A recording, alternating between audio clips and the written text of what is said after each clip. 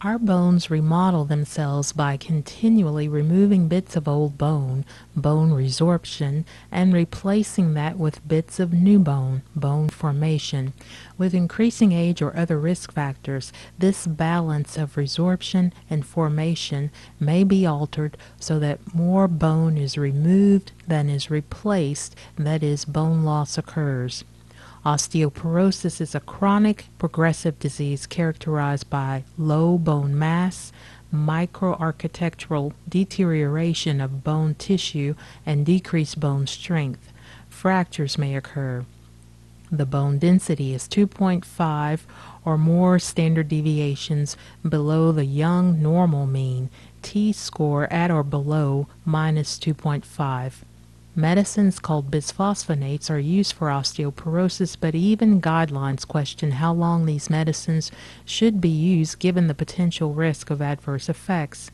An article addresses the duration of medicines used for osteoporosis in the September 2011 issue of the Cleveland Clinic Journal of Medicine.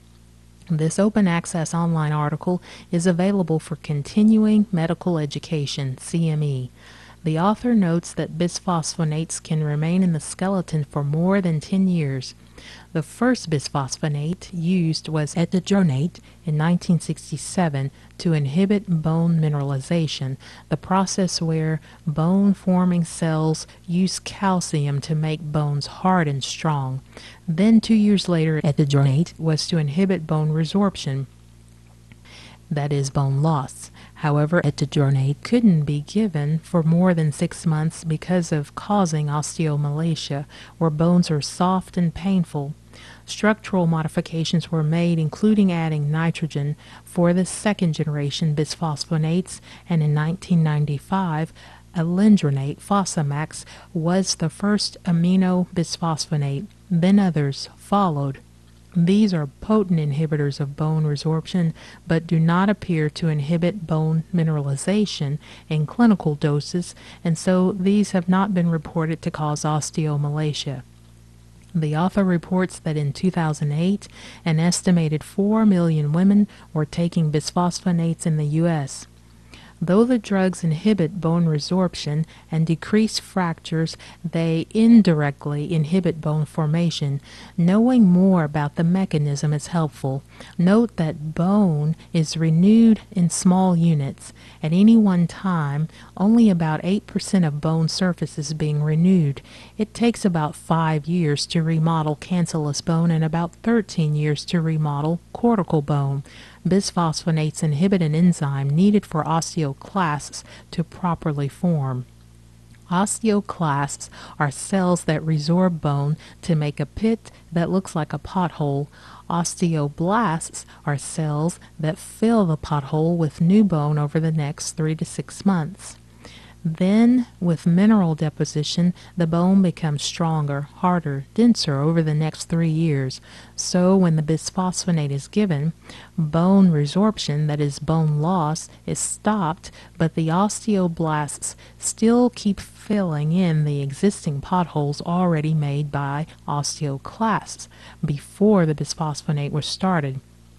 For the next several months, bone volume increases slightly, but then after that, there is little bone resorption or bone formation. Ultimately, though existing bone becomes more dense, new bone formation decreases. Eventually, the increase in bone density reaches a plateau at about 3 years of bisphosphonates. The article seems to suggest that bone remodeling is inhibited by bisphosphonates so that there is no refreshing and repairing of microscopic damage in bones, and this may lead to unpredictable microcracks, so the quality of bone is poor. Although bone is denser, it may be weaker. However, the article points out that microcracks have not been consistently found in patients taking bisphosphonates. Microcracks might have explained some of the case reports of atypical femur fractures from minor trauma such as tripping, stepping off an elevator, or being jolted by a subway stop, in many cases without any trauma. Fractures were often preceded by leg pain, typically in the mid-thigh. There can be contralateral fractures also. The article points out that these fractures were associated with bisphosphonates, but it cannot be said that bisphosphonates definitively caused the fractures, since the patients presumably were already at a high risk of fracture. Studies reviewed in this review article included a study finding that patients who took bisphosphonates for 3 to 4 years had fewer fractures than those who stopped bisphosphonates in the first year. However, those who took bisphosphonates for 5 to 6 years had slightly more fractures than those who took them for less than 1 year. The author concludes bisphosphonates should be used when there is a high risk of fracture within 10 years, for example, in elderly patients with a history of vertebral fracture or hip fracture if the T-score is under -2.5. The author suggests there is no evidence to use bisphosphonates in women who have osteopenia without a fragility fracture. The author recommends that bisphosphonates be stopped after 5 years. However, calcium 1200 milligrams per day and vitamin D and exercise should be continued. Urinary bone markers should be used as a guide to bone turnover. Ensure that the urinary bone markers are low at the end of therapy and check annually. A bone marker the author recommends is NTX, N-telopeptide cross-linked type 1 collagen. If NTX is increased to more than 40 nanomoles bone collagen equivalents per millimole of creatinine, restart anti-resorptive medicines. Check bone density every 2 years. If there is a consistent decrease of more than 6%, then consider adding another medication. If bone density decreases but biomarkers are low, see if the bone density result may be erroneous due to different positioning or different regions of interest.